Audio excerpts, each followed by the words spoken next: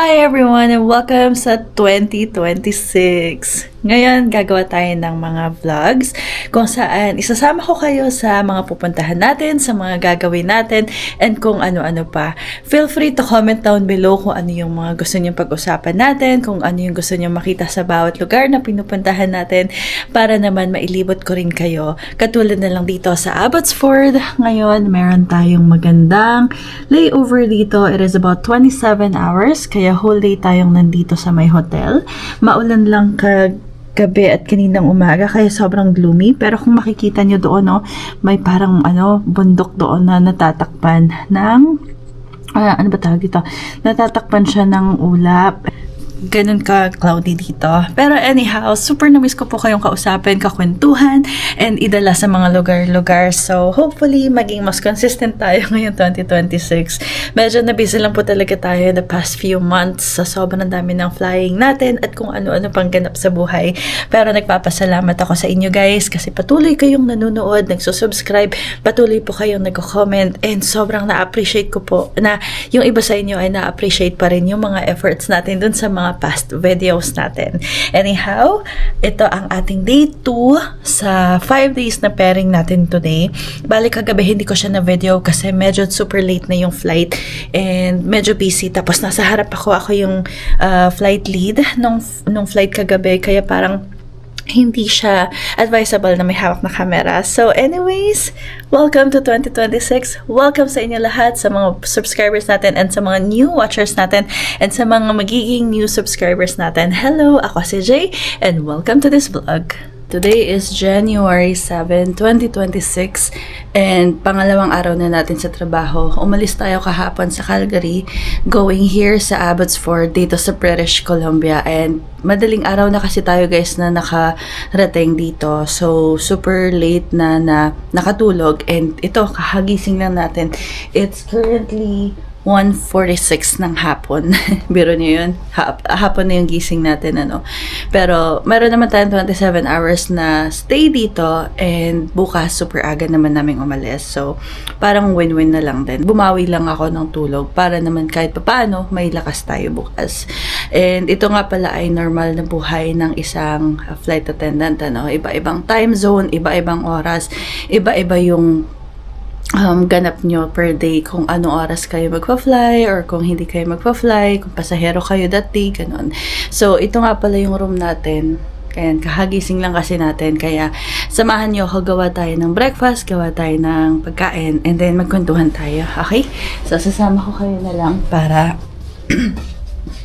ayan, may living room yung hotel na to. Ayan, may sariling living room.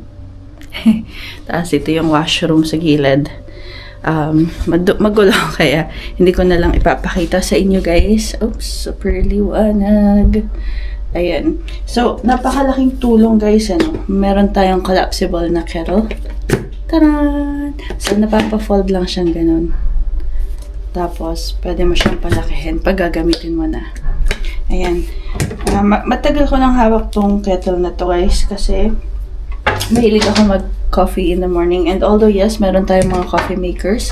Nakita ko sa inyo. Ayan. May mga coffee makers naman, tsaka coffee packets or pillows na pinaprovide ng bawat hotel na pinagsistayhan natin. Pero, kasi marami talaga akong trust issues sa mga hotel. So, I bring my own kettle and I make my own coffee. And hindi maaalis sa akin yung 3-in-1 coffee kasi mas gusto ko yung timpla nun.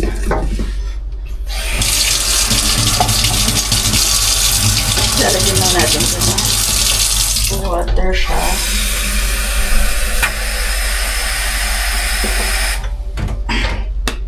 And then, sasaksak lang natin para yan, sasaksak lang natin siya. And then, yun.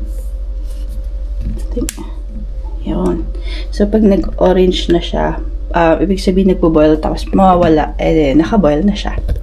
Ayun. So, kamusta naman po yung mga travels ninyo in December? I know marami sa inyo nag-travel. I know marami sa inyo ang nagtanong at sinagot ko naman yung ibang comments. Pero, hindi ko talaga kayang sagutin lahat so far kasi nga, nagtatrabaho din tayo, lumilipad din tayo, and medyo busy din talaga yung season na yun. So, lagi tayong pagod. Ngayon naman ay kunin natin yung baon natin. May dala tayong adobo. Actually, ganito ako magbaon minsan. Malalaking portion kasi nga isang kainan lang ako halos per day. Parehas lang naman tong adobo. Pinapakita ko lang. Tapos, painit na lang natin siya para at the same time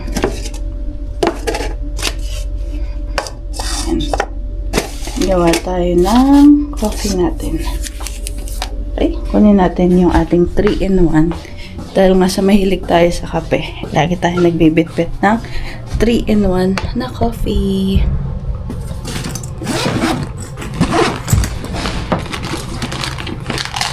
Yan tayong vitamins laging dala. Marami yan actually. Yan. Pero kung iniinom ko ba, yung question. Kasi marami tayong pack ng kape dito kasi mahilig talaga tayo magkape. And today, sobrang favorite ko yung Coffee Co Black na 3-in-1. Yan. So, yung may mga hilig din dito, comment down below.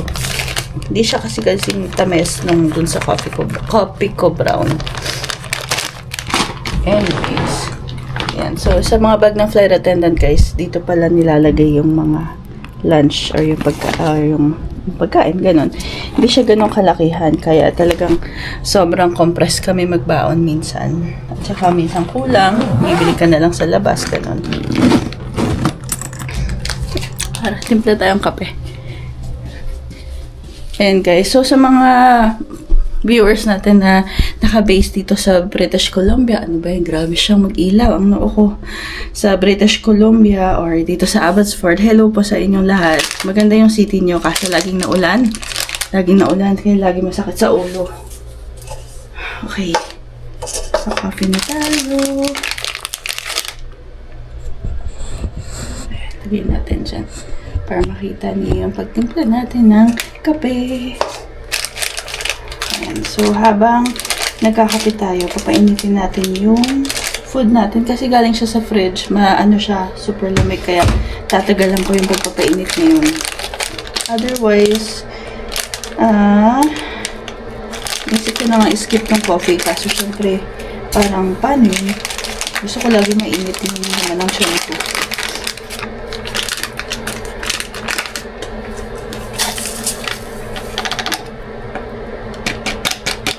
Alam niyo ba guys, dati akong housekeeper. 2 months. Nagtrabaho ako as a housekeeper sa Calgary. And sobrang kudos sa inyong lahat ng mga housekeepers po dyan. Kasi grabe, ang hirap ng trabaho. Hindi ko siya nakayanan. 2 months na yun, marami pa akong absent nun. Kasi parang hindi ko talaga matanggap na parang, ang hirap naman, bakit kailangan kong gawin lahat to? Tapos, sa isang araw, pwede kayong bigyan ng up to 14 na suites dun sa dati kong pinagtrabahuan. And mind you, 5-star yun. 5-star hotel yun. Grabe, patayan yung trabaho. Pero, hindi ko siya, kumbaga, tinake ko siya as part ng lesson sa buhay ko. Kasi, hindi ko siya tinake for granted. Talagang, yun yung nagpapahambal sa akin everywhere na parang, dati nga ginawa ko to. Uy, speaking, ito pala, meron pa pala silang sariling kettle dito. Sa hotel na to. May sarili silang kettle tsaka toaster. So, kung may dala kayong food, at saka kung may dala kayong kung mahilig kayo talagang kumain, pwede naman. Kasi, meron na silang coffee maker. Meron pa silang kettle para sa hot water ninyo.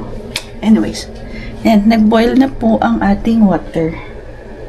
Kikita niyo naman. Naglagay na tayo. Unplug muna natin. Tapos, tada!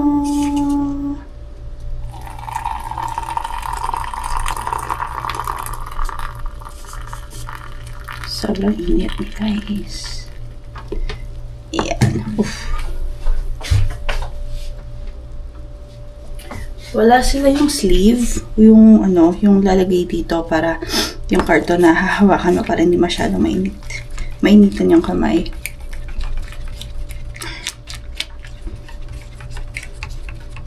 Yan, gawa na yung kape natin. Taran!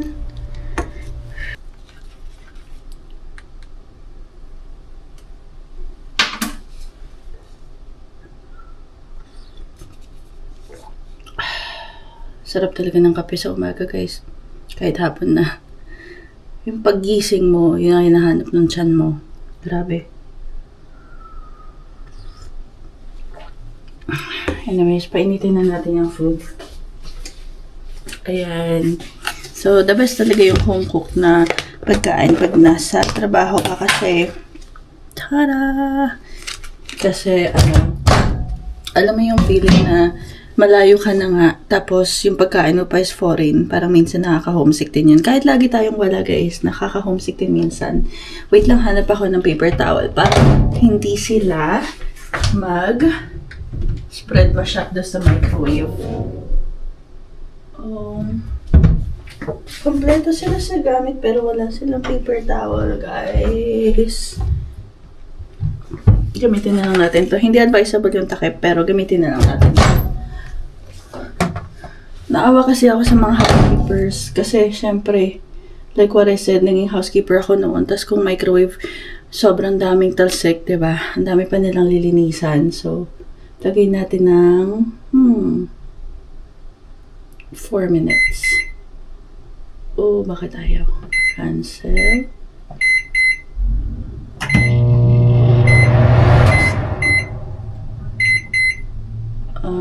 What's going on?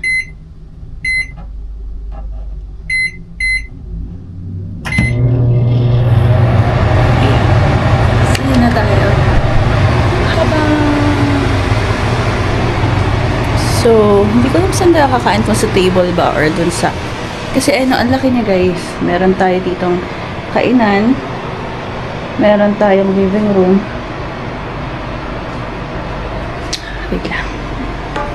Meron tayong living room dito. Tapos may sarili na siyang TV. Tapos sa labas naman guys, pwede kang... Ayan o, may balcony ka. Dito. Ayan. May balcony sa labas. Pero since naulan, medyo basa. Tapos yung gloomy na ngayon.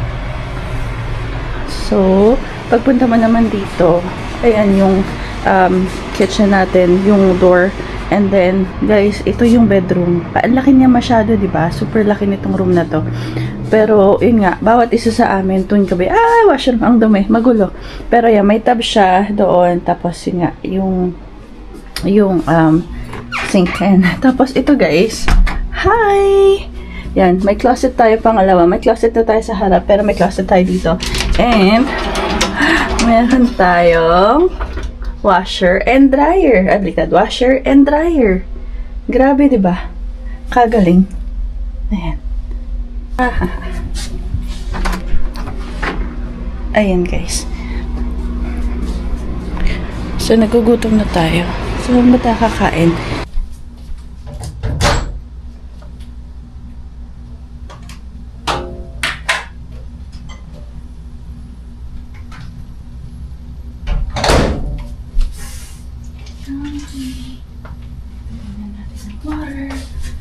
Init.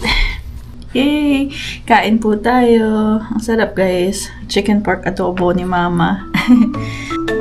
Sa mga pinutan sa may Baguio at least pag ibubugbog ko sa view may araw mga kawander hanggang sa mga ayun kasi nagdadaan lang sa clouds na malalaki tapos siguro magiging yung gabi mga good days so during this breakfast time here in Venice so ito yung food time and late at yung breakfast nila so ito is Ay, grabe.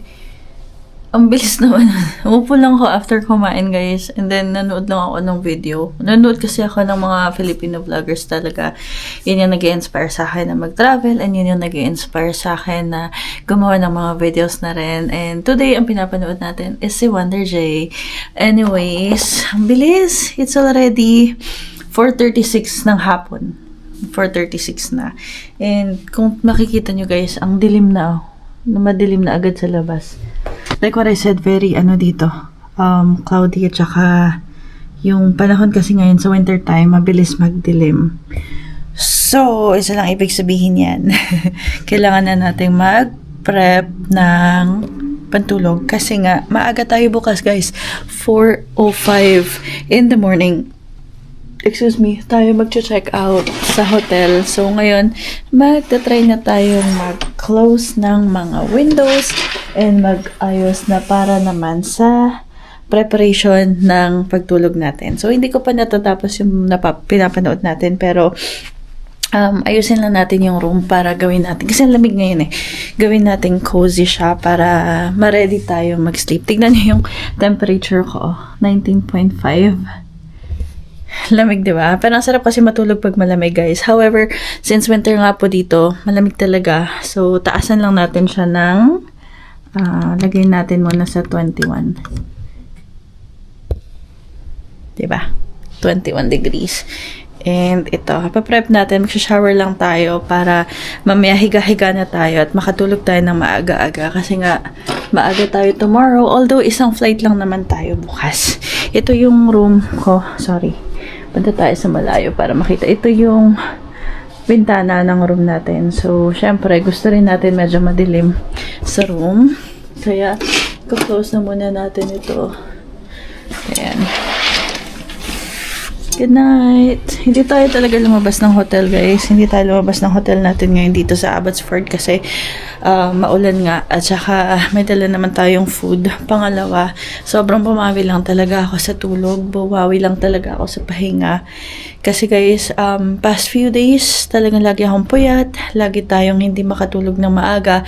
And ngayon na, nandito tayo sa layover, bumawi na lang tayo ng pahinga. And see kung makalabas tayo tomorrow sa Kelowna. Kasi dun tayo mag-layover sa Kelowna bukas. So, inaayos ko lang tong mga ginamit natin kanina kung saan tayo kumain. Para naman hindi mahirapan yung mga housekeepers natin bukas pag naglinis sila. Ito nga pala guys, yung, hello, ang laki no, yung isang closet natin or yung kung saan natin lalagyan gamit. Ayan yung uniform natin, nakaayos na for tomorrow. Kasi gigising tayo guys mga 2:30 in the morning para makapag-ayos. Ayoko talaga sa lahat yung nagmamadali or yung minamadali ako, lalo na kung madaling araw kasi syempre gusto mo take time tsaka makapagkape ulit at saka at the same time makapag prepare para sa flight. So, isa lang naman yung flight na i-operate namin. Tapos, pupunta lang kami sa Calgary and then the deadhead lang kami going naman to Kelowna. So, ayun. Yung deadhead, ibig sabihin magiging pasahero kami for that flight and sasakay tayo sa dati kong ino-operate na Q400. Bale, yun ay propeller plane and hopefully maipakita ko rin yun sa inyo tomorrow. Ayan. So, ngayon, magsha-shower muna tayo. Ang liwanag talaga dito. Magsha-shower muna tayo guys. And then hihiga-higa na tayo para kumbaga maghabol ng antok. Ayun, para makatulog tayo ng mahaba-haba and makabawi for tomorrow. Ayan, see you in a bit.